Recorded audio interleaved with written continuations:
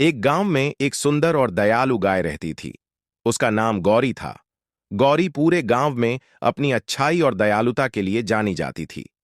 वह रोज सुबह खेतों में जाकर हरी हरी घास चरती और शाम को गांव के बच्चों और बूढ़ों को अपना मीठा दूध देती। गांव में एक गरीब किसान था जिसका नाम रामू था। उसके पास बहुत कम पैसे थे और वह अपनी पत्नी और बच्चों का पेट भरने के लिए संघर्ष कर रहा था।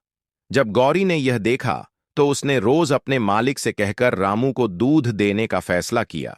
रामू की पत्नी गौरी के दूध से घी और पनीर बनाकर गांव में बेचने लगी, जिससे उनकी आर्थिक स्थिति सुधरने लगी।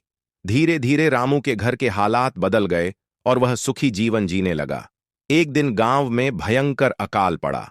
खेत सूख गए, तालाब खाली हो गए और गांव के लोगों को खाने के लाले पड़ गए। लेकिन गौरी ने हार नहीं मानी। वह गांव के दूसरे पशुओं के साथ मिलकर दूर जंगल से हरी घास और पानी ढूंढ कर लाती, जिससे गांव के बच्चे और बूढ़े भूखे न रहें। गौरी की इस दयालुता को देखकर सभी गांव वाले बहुत खुश हुए।